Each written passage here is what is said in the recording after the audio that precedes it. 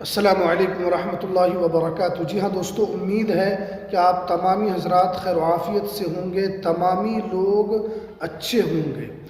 5 तरीके से मिलेगी भारत की नागरिकता। आज मैं आपको इस वीडियो के अंदर बताऊंगा कि वो 5 तरीके कौन से हैं जिससे आप भारत की नागरिकता पा सकते हैं और कैसे आपको नागरिकता साबित करना होगा। तो पूरी जानकारी आज मैं आपको इस वीडियो के अंदर बताऊंगा। तो इसलिए ये वीडियो पूरे भारतवासी के लिए जानना ज़रूरी है। 140 करोड़ भारतवासियों के लिए ये वीडियो काफ़ी इम्पोर्टेंट है, काफ़ी ज़रूरी है। तो चलिए हम वीडियो को शुरू करते हैं। वीडियो शुरू करने से पहले आपसे एक गुजारिश है कि आप इस चैनल पर पहली मर्तबा आए हैं तो आप इस चैनल को ज़रूर सब्सक्राइब कीजिए, बेल आइकन को भी आप ज़रूर प्रेस कीजिए ताकि आपको ऐसे ही लेटेस्ट जानकारी, लेटेस्ट इन्फॉर्मेशन आपको मिलती रहे। तो चलिए हम वीडियो को शुरू करते हैं। जी हाँ दोस्तों, आप जानते हैं कि अभी पूरे भारत के अंदर SIR चल रहा है और लगभग 12 राज्यों में SIR मुकम्मल हो चुका है और उसके बाद SIR पूरे भारत के अंदर लागू किया जाएगा और उसके बाद जो है SIR के बाद भी सरकार के आगे की मंशा है कि NRC को भी लागू किया जाएगा। लेकिन इस बीच में बहुत सारे लोग जो है वो नागरिकता को लेकर बहुत कन्फ्यूज़न है। तो अब आप 5 ऐसे तरीके हैं जिससे आप नागरिकता पा सकते हैं और आपको नागरिकता मिल सकती है। सबसे पहला तो ये है कि आपको जो नागरिकता आपको जन्म की वजह से मिल सकता है कि आपका जन्म अगर भारत में हुआ है तो आपको इस वजह से भी आपको नागरिकता मिल सकता है। दूसरी वजह है कि आप वंश के एतबार से भी आप भारत की नागरिकता ले सकते हैं। अगर आपका वंश इस हिंदुस्तान के अंदर का रहने वाला है और उसको डॉक्यूमेंट्स दिखाकर आप भारत की नागरिकता ले सकते हैं। उसके अलावा जो यहाँ पर अगर जानना चाहे तो आप पंजीकरण के ज़रिए से भी आपको भारत की नागरिकता मिल सकती है।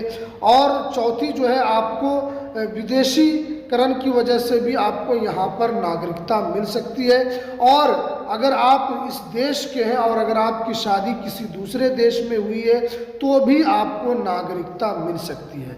सबसे पहले वो लोग जो हिंदुस्तान के रहने वाले हैं लेकिन उन्होंने शादी किसी दूसरे देश में कर लिया है, उन्होंने दुबई में कर लिया है, सऊदी में कर लिया है, अमेरिका में कर लिया है, भारत के अलावा किसी दूसरे कंट्री में उन्होंने शादी किया है तो उनको भी यहाँ पर नागरिकता मिलेगी। लेकिन उनको कुछ दस्तावेज उनको दिखाना होगा, उनको डॉक्यूमेंट्स दिखाना होगा, तभी उनको भी यहाँ की नागरिकता मिल सकती है।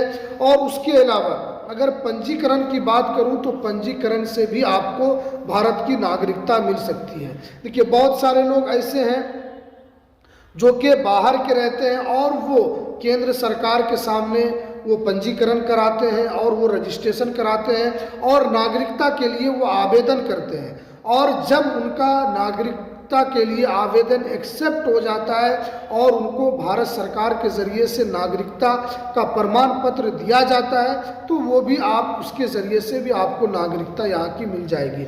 उसके अलावा अगर कोई दूसरे देश का है और वो 1950 से लेकर 1987 के बीच में रह रहा था और फिर उनकी पैदाइश भी उसी बीच में हुई है तो उनको भी यहाँ पर कोई डॉक्यूमेंट्स दिखाने की ज़रूरत नहीं है। और इसी एतबार से अगर आप वंश से साबित करना चाहते हैं तो आपको वंश से भी नागरिकता मिल जाएगी, क्योंकि वंश से इस तरीके से मिलेगी कि जैसे आपके पूर्वज हैं वो इसी हिंदुस्तान में रहते हैं तो उनका डॉक्यूमेंट्स तो होगा, या उनके अलावा जो दूसरे आपके दादा परदादा और आपके अलावा की जो वंश है उनके कोई कागजात हैं तो उससे भी आपको भारत की नागरिकता मिल जाएगी। उसके अलावा आपको जन्म की वजह से भी भारत की नागरिकता मिलेगी। उसके लिए आपके पास जन्म प्रमाण पत्र होना चाहिए और ये सिद्ध होना चाहिए कि आपका ये जो जन्म प्रमाण पत्र है वो सही है। और अगर आपका जन्म प्रमाण पत्र सही पाया जाता है तो आप इस एतबार से भी आप नागरिकता ले सकते हैं और आपको भारत की नागरिकता मिल जाएगी। ये 1950 का जो कानून है जो 1955 में जो लागू हुआ है, ये उसका वही कानून कहता है कि अब 5 तरीके से आपको भारत की नागरिकता मिल सकती है। और अगर कोई 1950 से लेकर 1987 के बीच में अगर कोई पैदा हुआ है, किसी का जन्म हुआ है, तो उनको यहाँ पर कोई भी दस्तावेज दिखाने की ज़रूरत नहीं है।